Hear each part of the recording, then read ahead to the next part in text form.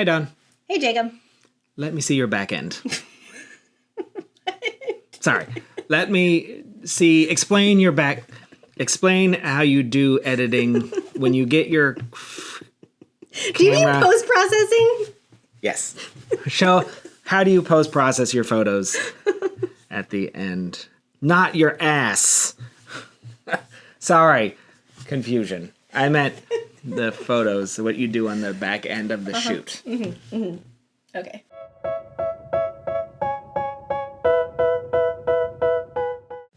Should we start over? I feel like we should start over. Nope. Okay. We're in it now. So, episode 35, Dawn's back end. That's going to be the...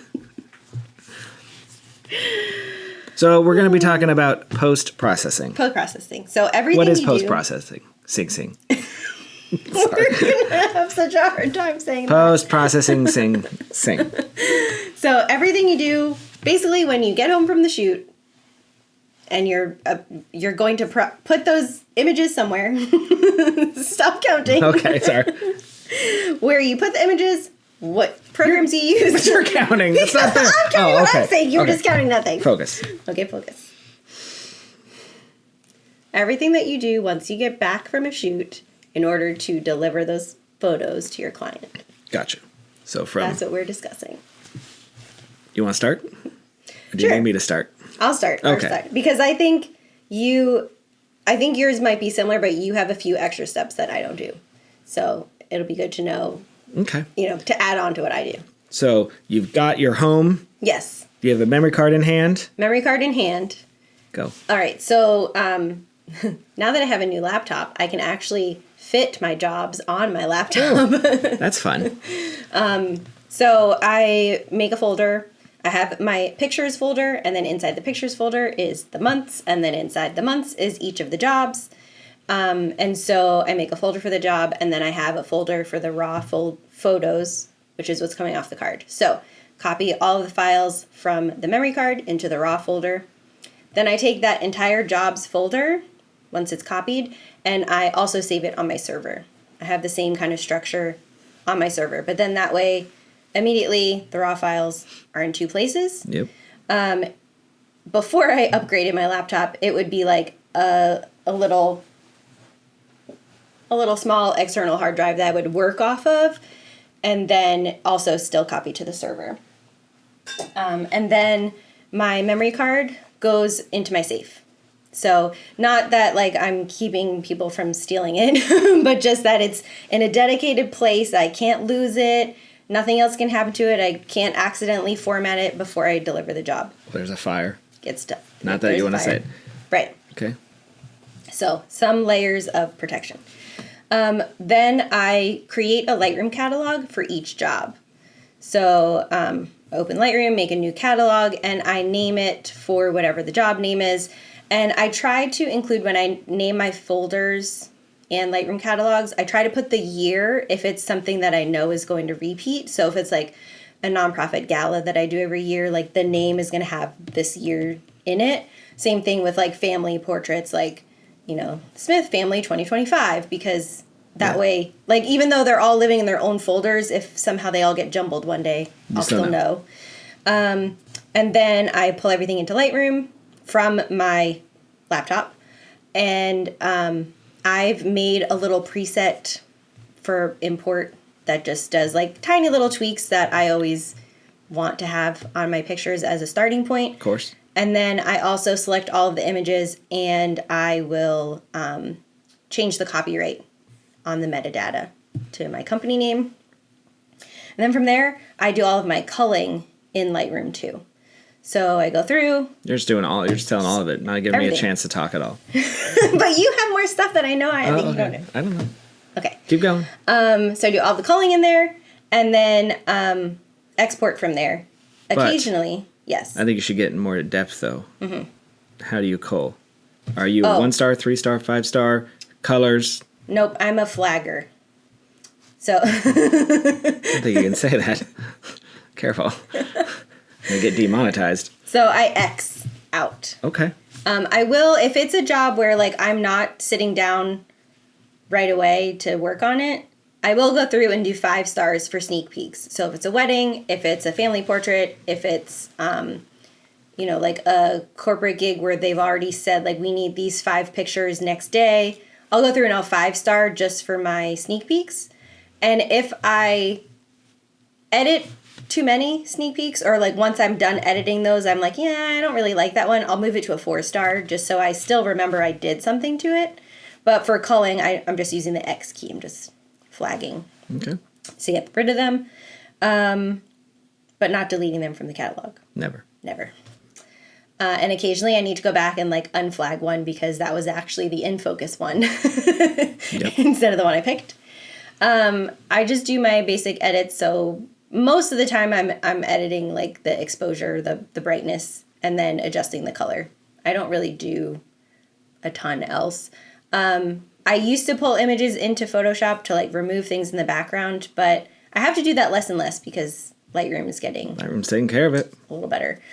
So I don't often pull into Photoshop anymore, but I will pull images into Evoto depending on what I'm doing. So if it's like a headshot job where I need to do retouching, I do all of that in Evoto now. So with Evoto, there are basically just like a set of sliders that handle all of the portrait retouching. So like you can shrink someone's double chin, you can like fix under eye bags, you can remove blemishes, and it's pretty wild how good it is. It's scary. What I like is that it does offer it on a sliding scale, so it's not just like an on or off. The payment? No. Kinda. I mean, kinda. It's a solid Evoto joke. It is for the 3 of you who know what I'm talking about. If you know, you know. All right. But so like I never go 100 on anything because then it's like too fake looking. But even there's one that I use a lot for stray hairs, and like that at like 75%, it gets rid of a lot of like the little flyaways, but it still leaves like just enough where it still looks real. Yeah. So for like wedding portraits, for headshots, and then for brand sessions, I pull into Evoto to do those touch-ups and export again, and then put it into CloudSpot. So that's pretty much my workflow. Once I'm done, then I copy the entire folder that has the final images and the Lightroom catalog. Which is on your desk or your computer. Onto the laptop. I copy it into the server so that I have a copy there. So then a copy is on the server. A copy is in CloudSpot. Yep. And then now my memory card is free to be formatted and used again. How long do you keep files on the back end? What about RAWs? I have everything. I know. I don't keep RAWs on freelance gigs. No. Because... I'm saying your stuff. But my stuff, I still have everything. Now... I say, like, I only keep it for, like, 1 to 2 years. Oh, yeah, but I will keep the finals forever. Yeah. But eventually, if stuff got too bad, I'd get rid of RAWs. I have never had to go back and... No, I've never... I have them all, but I've never had to go back to a RAW and have to do something. I've never had to do it for a client. Occasionally, I want to use something in, like, marketing or on my website, and I want to re-edit it because it feels, like, out of place with how I used to edit, like 8 years ago or something. So occasionally I've pulled out one. But, like, my server, we started that, like, January of 2021, I think, or January 2022. So, like, all of that is readily accessible. All the raw files, everything. Everything before that lives on external hard drives that may or may not turn on. Which, some of them are questionable. Yeah. But I still have them, and I assume they would turn on, and I could access them. Are you Mr. Miyagi? Yeah.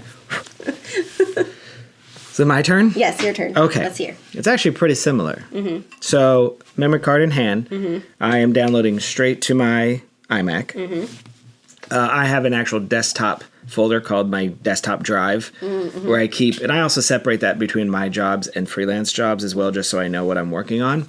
But same thing, I have a folder structure with name, date, or event date, and within there I have a RAW, a final, and a Lightroom catalog.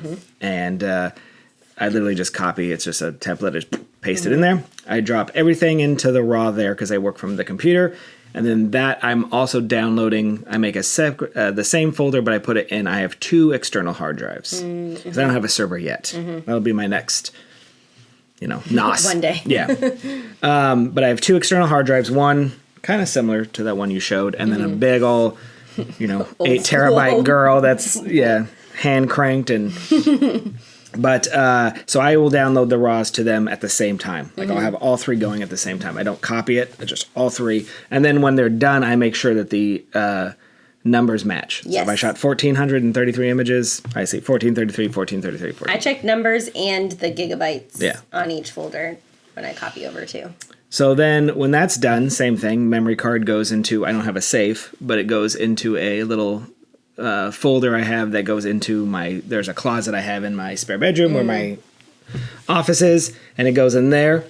From there, I open up a brand new Lightroom catalog for every job. I do not do one giant catalog. Same thing. I then have presets already for they're minor things. And I also have a preset of my copyright and a 3 stars because I do stars. Oh. So when they come in, they're all 3 starred right away. And I do 1-to-1 previews, which take a little bit longer, but I don't want any kind of lag between. I want to see the full photos I'm culling. I thought about switching culling. Like I know there's raw fast JPEG. There's a company, and then there's the other one. Imogen? No, there's another one too. AI Photo culling? Mechanic. Oh, where like it can cull raw photos in, so there's no lag. Because that's probably the only thing that happens is lag sometimes. Yeah. Lightroom just can't keep up. Especially if you care about whether eyeballs are open or. And time is money as you're it's sitting there in trying to focus. go through. Because I can cull fast, but I can't cull fast when it slows down. So I thought about And switching our raw over. files are large. Yes, I thought about switching to one of those. The other one's called it's called raw JPEG fast or raw fast or fast raw. I don't know. Or Photo Mechanic. Yeah. Not AI culling, but so everything is 3-star for me. And so when I get rid of one, it's a 0, and I 5-star what I call bangers. So those could be sneak peeks. I mean, they will be, but they could end up being like 40 bangers, stuff that I would want to look at for the rest of my life. So I 5-star all those. Then. When I'm done with that, then within my 5 stars, I then hit the 6s are my sneak peeks, and those turn it into red. And then for future ones, 7, whatever blue is, 8, 8, I think. yeah, whatever 7 that is. So green. 8 goes to social media, which makes it blue. Red makes it go for sneak peek, but they're all 5-star bangers. Okay. And then I edit all of those because you're sometimes on a wedding, like that's 50 photos, but those are over the whole day. So then when you go back to edit your whole job, I'm literally just syncing. Yeah, that's the best part, right? Because you've done your sneak peeks, and then you're like, oh, look, this picture is from this One of them was a location. detail photo, which I loved. So then I synced those to the details. And this one was from the ceremony, synced that to the ceremony. Yeah, I do the same thing. So then I will, when it's all done, same with you, same processes of Photoshop, Evoto, most of it done in Lightroom as much as possible, try to get it right in camera. I then export the job to the final, rename it, same as you, but then I will take those 5 stars and I also will export just the 5 stars into a separate catalog folder I have on my computer, which is then kept in its own catalog, which I then have the entire, everything that I've ever shot that I love. Oh, And that's how the you do catalog. it. And that stays on my computer, like the actual hard drive, where I then will keyword those bangers. So I can go, so anytime I need to find a photo, I go to that catalog and it has every job. It's still lined up by year, by job type, but I could search in, Shingle Creek and all my Shingle Creek photos that I have loved, not the entire job, the bangers. And it's also from the JPEG that you find the final export, Correct. so it's not taking up a ton of room because it's Correct. not the raw files. I mean, at this point, at 15 years, it's still... Well, I'm sure it's still a lot, but... Because I tend to like a lot of photos. And I'll put, and it's not just liking them, not liking them, but it'll be things like you said, like, I may need this for the website. I may need this for social media. This may not be my favorite photo, but I could see you needing this later on down the line. That is also backed up onto one of the hard drives via Time Machine. So it's also, I know it's confusing, but I basically have that backup of that catalog backed up to one of the hard drives, separate from what I'm working on the computer. once that's exported into there, and I also then will then copy those, well, then I upload them to my Zenfolio. And then I copy the final and the Lightroom catalogs to all the backup hard drives as well.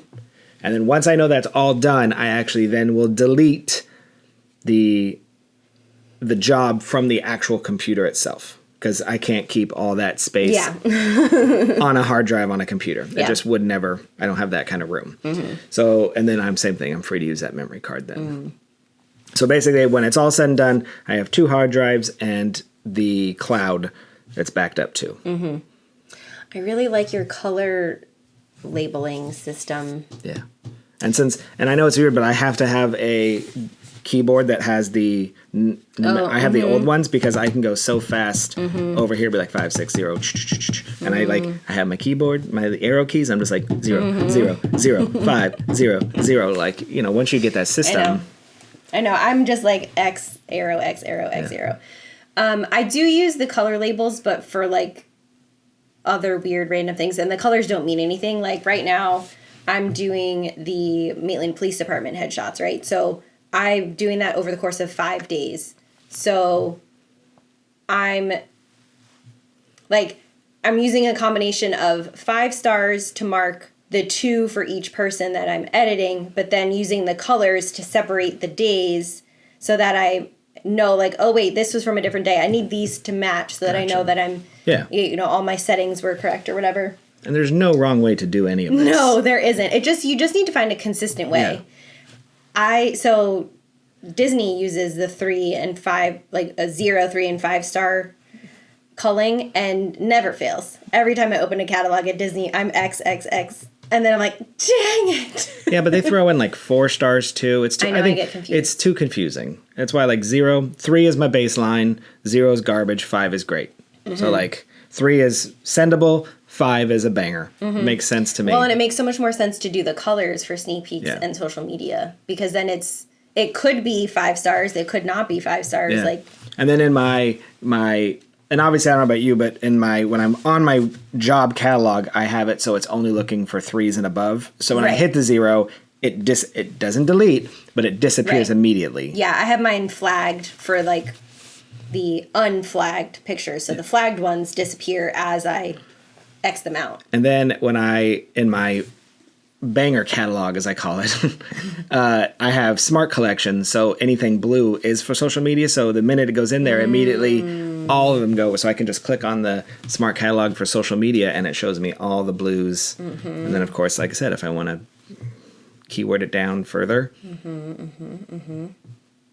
business. Dang, that's a good idea. I do wish. You know when I started that keyword?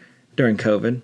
Because I had so much time, I spent days. I mean, I had tens of thousands of photos. This is something you should not do this late in the game. This is what I'm thinking. But luckily, we had 6 months where, like, I had nothing to do. So I just literally started keywording photo by photo. So in CloudSpot, you can label your gallery. So that's kind of my keywording. Yeah. Is, I can... Like you give a title to the gallery, and then there's like another line that is like a tag, but no one else sees that except for you. So I could put nonprofit, I could put family, I could put portrait, whatever. And so, I've started adding locations as one of the tags. So I could go in and search Cypress Grove Park, and then it pulls up all of the galleries from Cypress Grove Park. So when someone asks like, oh, do you have any sample images? Like, so I'm starting to kind of have a keyword system, but it's very rudimentary, and it still takes me to the full gallery. I still have to scroll through. And I still have, because I can't do that on my back end, so I still have to, though, like, I can do it, but I have to literally, in my banger catalog, find Cypress Gardens, export that grouping, and then upload it to my website, and then make a new gallery and send them that. So that's still not... But it's cool for me when I just want to look at stuff. And I look at like... Or like when we need pictures for the podcast. It's very quick. Yeah. Yeah. Oh, I had one other question. Darn it. I can't remember. No? You got nothing? Oh, I remember. Do you... Two questions. One... Do you use the the Fujifilm profiles at all when you're editing? Yeah, so I'm a big fan of using whatever camera standard is, like if you know the profiles on there, because they get you closest to what the camera started as. So I'll use Fuji standard. I don't use the other ones, Provia. but just the standard one, so I get that closest to, and this is a raw photo we're talking about, not JPEGs, but I will use the standard one to get it to where, I saw in the back of the camera and then go from there. Do other cameras have that? Yeah, but it's called camera standard. Oh, okay. So you have to like find it in the menu, and it's just called camera standard, and it'll take the profile of the camera. Oh, okay. Okay. So if you've ever seen how your RAWs look muted, because it says Adobe, Right. if you go into the profile and find camera standard, it'll kind of immediately send it to what, and it doesn't change exposure, it doesn't change vibrance, No. anything. It just basically brings it to a JPEG, or what the JPEG would look like. Yeah. I'm still like 50-50 on it. Sometimes when I use it, so I'll select as the color profile, like the Provia version, Yeah. which is what I was shooting in. That's the standard, like color profile. Yeah. But sometimes I find it makes it too pink and like too little contrast. Like it smooths everyone's skin. Is that after you've already done your edits though? Yeah, but not my full edits, just like my preset, my import preset. That could be an issue too, though, because you're putting it over the little presets you've already done. And I'm not talking about preset like something, but even if your preset touches the vibrance a little bit or the contrast, like you're putting that in front of it, and now so I should do the profile and then the profile the preset. first, because the profile is your start point, and then the preset. Now, I'm not saying it's going to make a difference for you, but I haven't done it that way. Yeah. But yeah, it just depends on the job. Sometimes I'm like, oh yeah, that looks way better. Like it just smooths everything a little bit and It should enriches the color. It should be what you saw in the back of your camera. Right. That's what when you took that photo and you saw it in your viewfinder, that's what the standard should be. Okay, so second question. Do you ever mark with stars in camera and then upload? No. Like, do you ever mark anything in the camera? Never. I am not bragging, but I know where the bangers are. Like, I've never needed to. Yeah.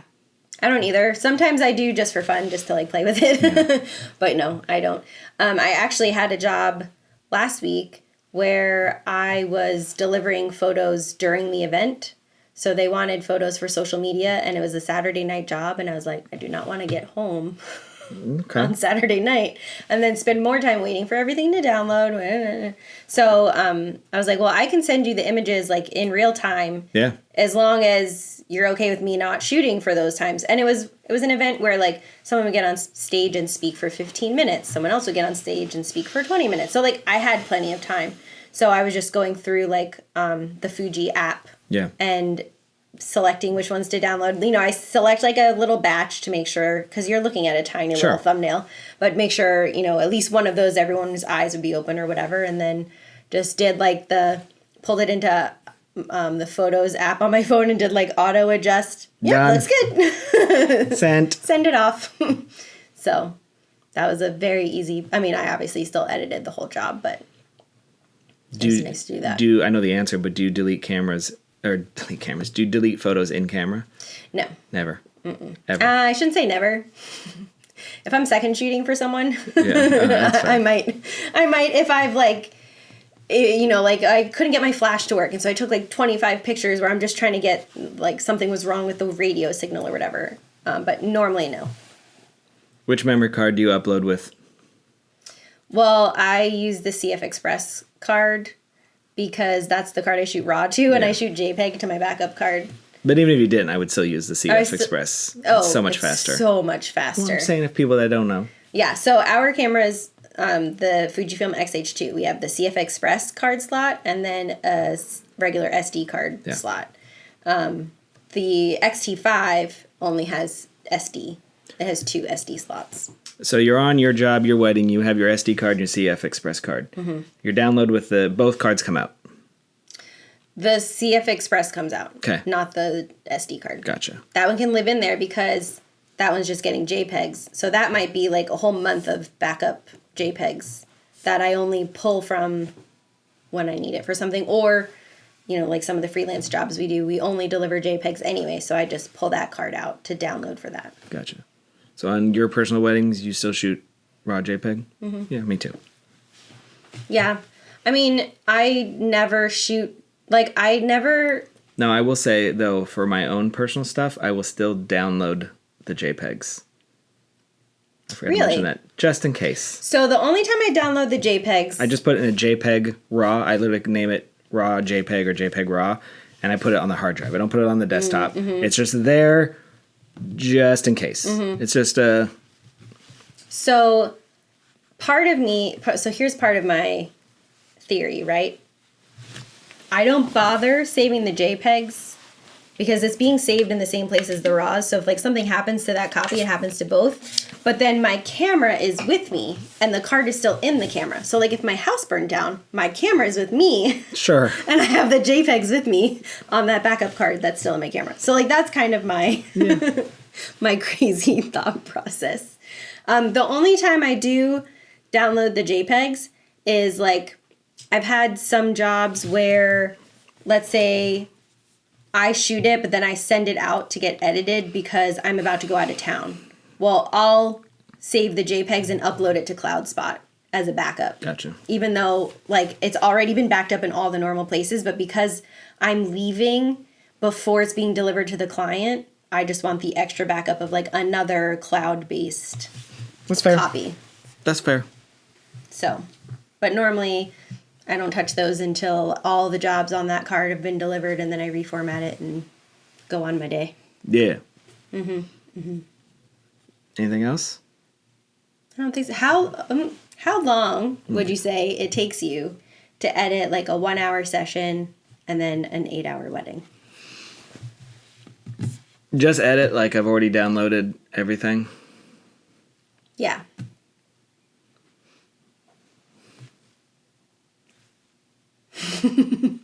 It depends. Mm-hmm. But I can probably edit it. If there's no major things that need to be like Photoshop or Voto, 1 to 2 hours. And then I'm including culling too. For a 1-hour session? Yeah. Okay. 1 to 2 hours, culling, editing, exporting. Well, and when I export, I obviously I just leave. Away. Yeah. Yeah. Then what about a full wedding? With 2 shooters. It's probably going to be 8 hours, but over, like, I like to do it in chunks. Like, I will work on the getting ready, and I just do getting ready. Like, so I do with weddings, I literally do it by chunks. I'm just going to cull the getting ready, and I actually, in Lightroom, I make collections, and I have I put everything in just getting ready. And then time sync that, so I'm just working on that because it makes me feel better that like I'm making progress as opposed to just one giant thing where you're just, And I can't cull to 4,000 images or whatever like at once. That would just kill me. Yeah. So like I'll do getting ready and then I'll walk away. But I know getting ready's done, and I'm talking about everything is done. I even export the getting readies. And then when I export the second one, I'll just start from the next number, and then I'll come back and I'll work on bride first look or something, and then bridal party, and then a ceremony. So I would say it probably takes 8 hours, but it'll take days. Yeah. Or weeks, because there's other things that come up too that like this shoot needs to go out within 2 days. So that gets bumped, the wedding gets bumped. Now granted, that I'm not about sneak peeks. Sneak peeks have already been sent. Sure. So you're not left hanging. Right. But then now I'm going to do this headshots, which need to be returned in 3 days or whatever. So I do that, and then I come back, and then I do the reception, and so I cull, edit each little block at a time. So when you have a second shooter, do you just look at all the photos together at once, or do you ever like just look at the second shooter? I like them all at once because then I can kind of see the story too when they're time synced, and I can just go through and be like. Because I know what I shot, and I know like if there's gaps missing, because not every second photo I need at all. So a lot of the second stuff, it's easy to just like cull. Well, that's great. Leave that. Yeah. I'm just looking for gaps in my coverage, which is what a second shooter's supposed to be doing. I know it depends on the job itself. So if I know there's a chunk where we've been separate, then I do like all of my pictures Then I do all of their pictures until, like, let's say it's Yeah. a bar or bat mitzvah. Like, my second normally is doing the decor and maybe like other guests arriving while I'm doing family photos. So I do all the family photos, then I look at theirs, all the decor, and then once it's like we're both having photos with them entering the room, then I stop. Yeah. And then I get that batch exported, uploaded to CloudSpot, like get that all finished with. Then I, like you were saying, then I bring them together for the intros. But depending on the type of job it is, sometimes I start with my seconds photos all X'd out, and then I just bring back in the ones that I know I missed or I know were separate. Yeah. I know it's not any different. I'm still looking at every photo, but it's like a mental thing of like pulling back in Sure. what I'm missing rather than like, oh, they took 1,300 images. Now I have to go through 1,300 images. That's fair. Even though I really am doing the same thing. But It's just the way like I said, there's no right. I just burped. There's no right way, but yeah. I like to see everything, and then I know what I shot. So I'm like, I know what I need, and then I can really quick as it comes up, be like, nope, nope, second shooter, nope, nope, nope. Yeah, okay. Nope, nope, nope, nope, nope, nope, nope. Yeah. Yeah, a lot of times second shooter, it depends too, because like crazy things happen, especially when we have like bar and bat mitzvahs, like during the horror, for instance. Yeah. Sometimes I know my second shooter got stuck in a bad spot, or they perched themselves in a spot and then no one ever turned the chair to them. Perfect spot, perfect light. Right. So I'm like, I know there's probably nothing in there. And so I don't even open it. Like, I don't even open the image full screen. Like, I keep it in a grid and just, like I said, pull in the ones that I can see are probably useful. Just because in my head, I know what I got. And I know, like you said, what's missing from that. When I use my collections, too, for, like, the ceremony, even though the time sync, I will still... I like the collections because I will rearrange them based on story, especially weddings. So, like, yes, if you technically, I'm taking a photo down the aisle, and maybe you were taking a photo from behind, and they're like, so it's, but it's a weird chop where it's like my photo, you like front, back, front, back. I will do fronts and then backs, not all the time, but whatever the story feels better. Even though technically, and you can't do that just in the regular grid. You have to be able to put them in collections to start kind of, and I like to put them in order of more story driven than that's just me. That's just a me thing. So I have never really used collections, and I always am afraid I'm going to like lose pictures or like miscategorizing them. So when I upload to CloudSpot, I upload everything into one folder, and it's all numbered chronologically. Yeah. But then once everything's in there, and I can confirm all 900 pictures are in like it's in Lightroom and it's in CloudSpot, then I can make decor, and I can make a folder for family portraits, and I can make a folder for whatever things I want to, and then move them into the folders. So like my numbering is always chronological, but the way the client sees it is always like I should say story. It's the same way. My collections, they don't see the collections like in Lightroom. They still get exported as one giant chronological order, and then I have to make again folders in my back end in my website, my Zenfolio. Then I still make those folders again. But strictly in Lightroom, the collections are for my sanity of blocking things, so I can just work on this, and then I can rearrange some photos here and there. Sometimes I end up using colors. Or God forbid our cameras don't sync, because when you take the battery out, it resets to 0, 0. So frustrating. So then by the end of the day, what we were synced, we're now right kind of far off. I will use colors sometimes for my second shooter. So like I'll make my second shooter's images like all yellow. That way when I'm going through, I can see it like makes it more obvious when we might be out of sync. Yeah. And then it just again is like, oh, this is all from this angle, and no one's really in this. I don't need 15 of them. I only need one, and then it's easier to... There is a way in Lightroom to select like the two photos, and then so you can sync those times, like if you get off sync, and it'll batch the rest. I don't know how, I can't remember how to do it, but I did it one time. Yeah, you just go and you just edit the capture time. Yeah. You just have to select the batch that you want to change, and then make sure the selection is on. So like you might want to change like everything from the reception, but the picture that you know is like when they've went up in the chair the first time. Yeah. Well, you know that one and this one should be synced. So even though you have the whole second shooter's reception selected, make sure like the selection box is mostly on that one. Like, you know what I mean? Yeah. And then edit the capture time on that one, and then it adjusts the whole batch.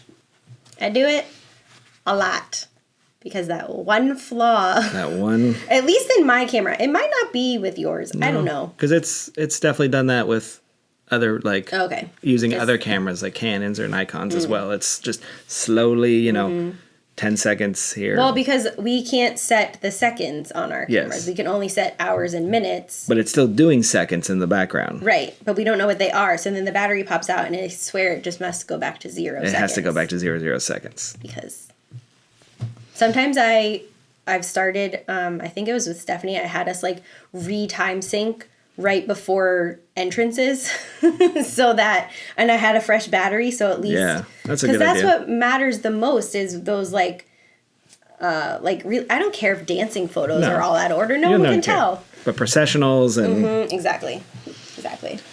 All right. Somehow we talked about that for 40 minutes. That was... You know what that was? That was sexy, but boring.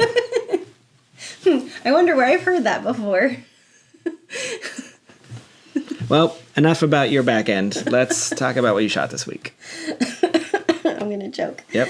Okay, so I'm still finishing up the police department headshots. I know, it's all you talk about. So, well, I'm going to be talking about it for 2 more weeks. And then we'll be done. And then I also had another naturalization ceremony. They happen every month, okay? So I'm just going to talk about them every month. Maybe. Maybe not.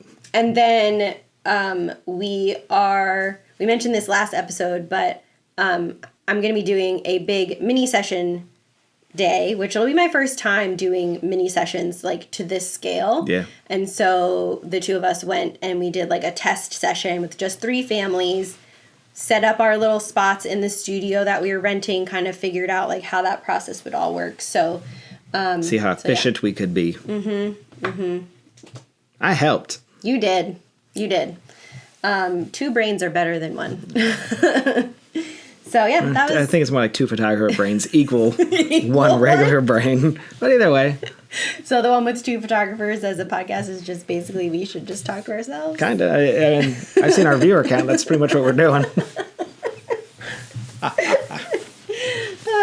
And then that was all that I did this week because I took 2 days and went to visit my parents and my sister and my nephew. So yeah, that was my week. What a fun week. Yep. What did we do? We forgot to mention, though, we had a little podcast yes. meeting. Yes. We went to a local coffee facility and learned how to up our edit game. I taught Jacob everything I know, and then he already has surpassed me. Yes. Just wait. My first edit is phenomenal. It's Yes. like Citizen Kane. Well, actually, comment on this video and see if you can tell which of our previous videos Jacob had Yeah, edited. because some Don will edit and some I will edit. Yeah, we're going to take turns from now on, and it might be very obvious. Yeah. At least for people who are watching.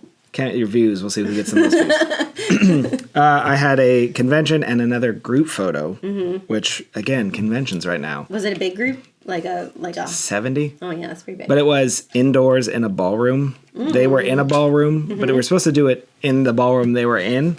No risers, no nothing. We had one of the slim poles you can put it on. But again, when we walked in, we were like, where do you want to do this? Do you really want us to set up while you're still doing your presentations? So luckily there was a ballroom next door. But, we walked them in. It was very easy. Click, done. Get out of here.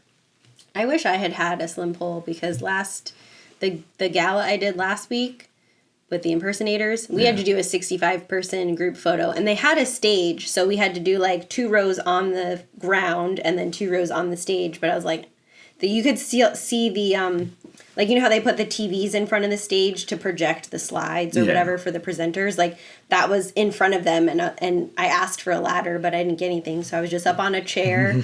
Like, I was just holding the camera up like this, like, am I 12 feet tall yet?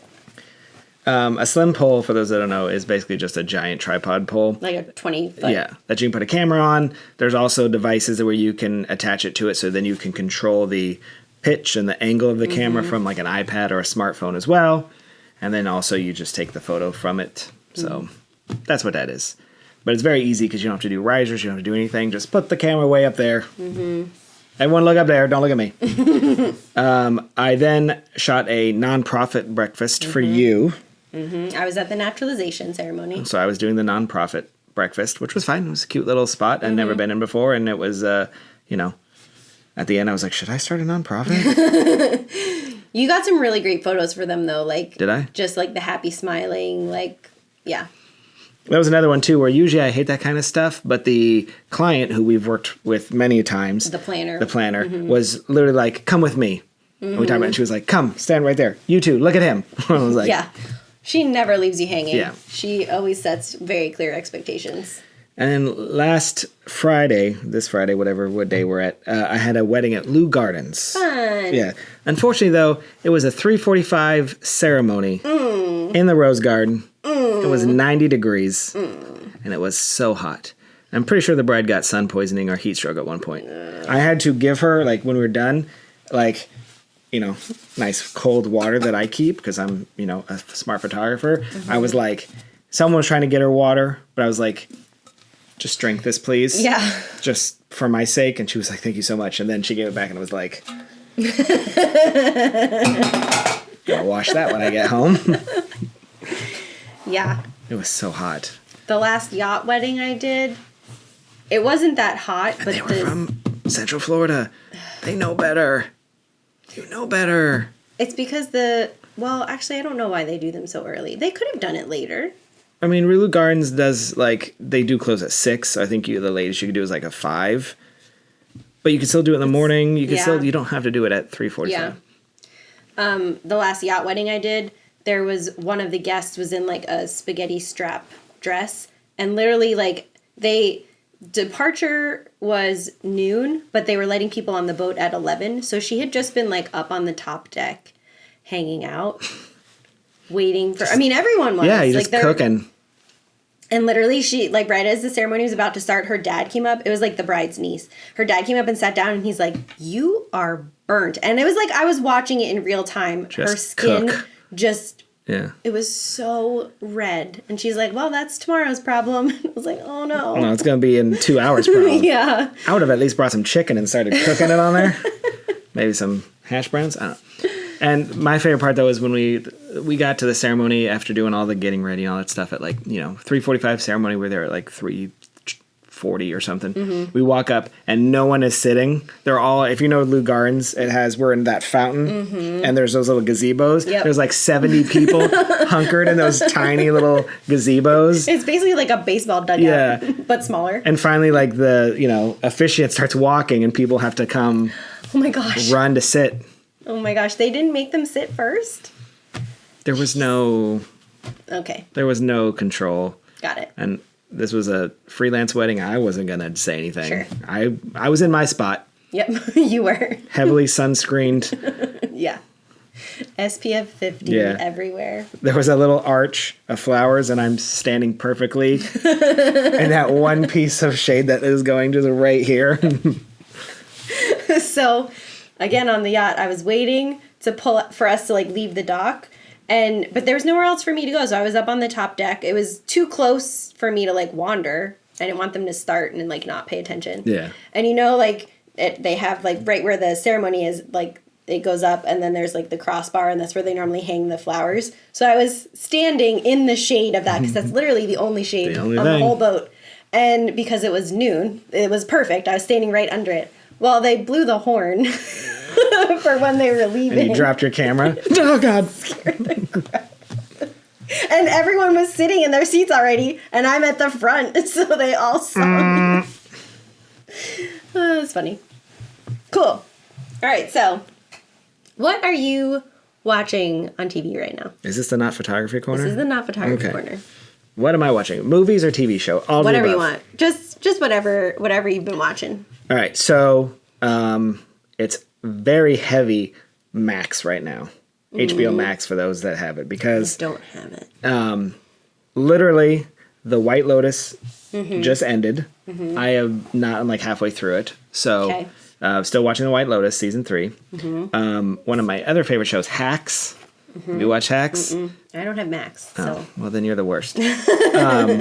So Hacks has just started. Mm-hmm. The Righteous Gemstones is going on also on Max. I've never even heard of these. You've never heard of The Righteous Gemstones? No. With John Goodman and Danny McBride, who play like high-end, like those mega church pastors from South Carolina, and the family is just the worst, but they're gazillionaires. No. It's so funny. I've missed all of this. Well, you need Max. I guess so. Max is probably pound for pound. The Apple TV and Max are probably what I get the most. Anyway, so all this is going on, and now The Last of Us Season 2 just started on Max. Those are 4 banger shows going on at the same time, and you're like, I don't have time for all of this. I know. It's hard. And something else just ended. What ended? I think also on Max. What did I miss? Daredevil? No, that didn't end yet. No, it didn't end yet. I hadn't even started Daredevil. I'm so focused on Max that I don't have time for anything else. So Daredevil's on the list, but I haven't started watching it yet. Movies. I ain't no time for movies. There's no movies. So those are the 4 shows that I'm literally just trying to get through. I'll probably think of it later, but there was a show that just ended as well that I think it was on Max. Comment below. You're going to pull out your Max app and see what it is. All right, keep going. What did you... Okay, so... What are you watching? We have been watching Daredevil. We're watching it, like, not the day. It comes out on Tuesday nights, I think. We normally try to watch it on Wednesdays, so we're, like, caught up, watch Daredevil, and then immediately watch the Screen Crush video about the episode. I won't spoil anything, but... Oh, Severance. That was on Max. Oh, But Severance on Apple TV. We just finished right as like White Lotus started. And that show needed, we talked about this before, but that needed all your mind power. You couldn't, nothing else. You can only watch Severance. So yeah, we've been watching Daredevil, and, oh yeah, I was going to say, I don't want to spoil anything. You watched the Netflix show? Did you watch it? Yeah, like the original? The original? Yeah. Okay. So I was a little nervous, because I didn't like Daredevil and She-Hulk. Okay. So I was nervous, but I think they're doing it justice. Like, I think I was a really big fan of all of the Marvel shows on Netflix. Yay, Ryan liked our reel.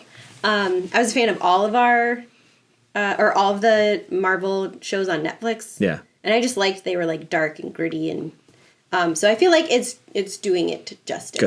Good. Because I heard they completely reshot it. Because it was it wasn't going to be dark and gray. It was going to be like a courtroom, like...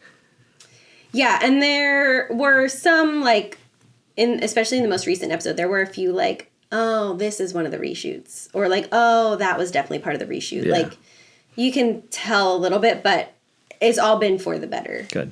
Then we're going internet show real quick. We also watched a show called Jet Lag the Game. And it's basically, like, it's 3 guys that, like, run the show, and then they bring on a 4th person. So they're basically playing, like, tag across Europe. So it's just fun because you get to see them, like, traveling all over. But that also comes out on Wednesdays. So, like, Wednesday is an important TV day. Apparently.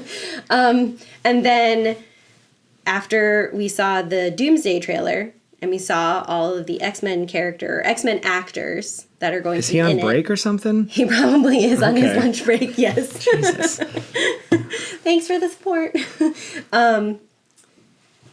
We were like, oh, we're going to have to go back and watch X-Men. Because Ryan had never seen any of the X-Men movies, or, like, he'd seen Logan or Wolverine, Blasphemy. or, like, not any of the other ones. And I had seen them as they were coming out, like, the first 2 or 3, but I didn't really remember much. So we went back over the last few weeks, and we've watched all of the X-Men they still hold movies. Nope. Yeah, I didn't think so. I haven't watched them. Like, They're kind of bad. and once you start getting into the Jennifer Lawrence stuff, Well, I just gave up. I was like, okay. I know I had never watched those. I had watched the other ones. But, like, the annoying thing is just that they threw their own storyline out the window. Like, they just started over, but only on some stuff. Yeah. And it was really annoying. Because you're watching it, you're just like, what? Why? You just said no? Okay. So, but we are all caught up. We still have, like, Deadpool that we could watch. But then Logan is so good. Yeah. We haven't rewatched that one. We watched through Dark Phoenix. Gotcha. Which was I mean, it wasn't as bad as like reviews made it seem like it was going to be, especially like when you package it with the whole thing like we knew it was going to be mediocre. Yeah. So it was fine. It's fine. But that's Cool. what we've been watching so that we were prepared and caught up with whichever X-Men storyline they may or may not include. Well, you need to come over and watch Max. We'll have a party because you need to watch The Righteous Gemstones. I think you would like Hacks. Hacks is about, it's Jean Smart, who's the lady. She was in like, I don't know, and this new girl, this redhead, and she plays a young comedian who gets hooked up with this like older comedian who now just works in Vegas. And she just does those like one lady shows, and she makes a ton of money, but she's not really like trying. And then she kind of start this whole like journey of like becoming more than just the hack that you turn into be. Because when she was younger, she was like a top female comedian, but like of course being in the 60s, 70s, whatever, there's a lot of like you'll never make it or you'll never get to the top. So she just kind of settled for this Vegas review type show. Where she Gotcha. makes tons of money. She has like a QVC channel where she hawks crap. But she's like a bagazillionaire Yeah. in Vegas. But then, of course, they butt heads. But it is hilarious. So funny.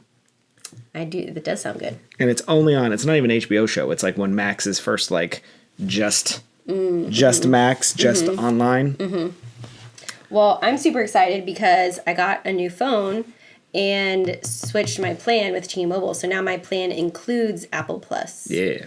So as soon as the like billing cycle goes through, I can start my Apple TV or whatever it's called.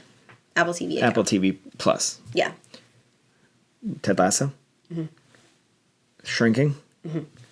Severance. Silo. For All Mankind. I mean, everything's good, but I would at least start there. Yeah. I know. I've heard Silo and Severance from multiple people who think we would like it. So Yeah. And I and mean, then I just want to watch Ted Lasso. Ted Lasso and Shrinking are the same people. Scrubs, like, it's your wheelhouse. I know. I feel like I've been And then- missing out for so long. Same thing with actually when we watched SNL last week. There was a whole skit, and I was like, I think we would have enjoyed this more if we had ever watched The White Lotus skit? Yeah. Because I was like, I'm assuming this is funny. Yeah. So White Lotus is good too. yeah, That's on Max. I know. Max just probably is not in our future. We already have more. We have access to more things, and we have time to watch. I know. I get Max for free because of AT&T. So we use AT&T. So we don't pay for Max. I mean, we pay Yeah, for Max. exactly. Just like you don't pay for Apple TV Plus, you pay for Yeah. Apple TV Plus. I know. And like the version that is included is like the ad, like whatever version. So like we get Netflix too Yeah. through my phone, or we will through my phone. And I don't even know how much I'm paying for Netflix now because we've had it for so long. Like I've had the same account for at least 14 years. But it is exorbitant. It is. But it doesn't have any advertisements at all. So the version that comes with my T-Mobile plan will have the ads, and then you can just pay extra to T-Mobile to upgrade it. So I don't know. I don't know if it'll be We cheaper don't to do watch that. Netflix at all. The thing is, when we watch Netflix, But we do. It's like we have to watch. Yeah. Like, I mean, Stranger Things will come out. We're going to have to watch that. Stranger Things, we finally got caught up on Wednesday, and Bunch we really of like it. bunch of white girl murder documentaries. I mean, sure, you know. Yeah, but there are certain shows. Cobra Kai, we really wanted to. We stopped. I never, like, 7 seasons in or whatever, we just got, when they had a giant fight in the cafeteria, like high schoolers having ninja fights at school, I was like, That was pretty early on. I'm kind of bored with this. No, I thought. I mean, I never, I thought it was. and I totally didn't good. finish it, so. Yeah, we watched the whole thing. Okay. So, All right. all right, Well, we Okay. will see you whenever. all right, bye. Bye. Very millennial feeling. Not for me, but you guys seem all right.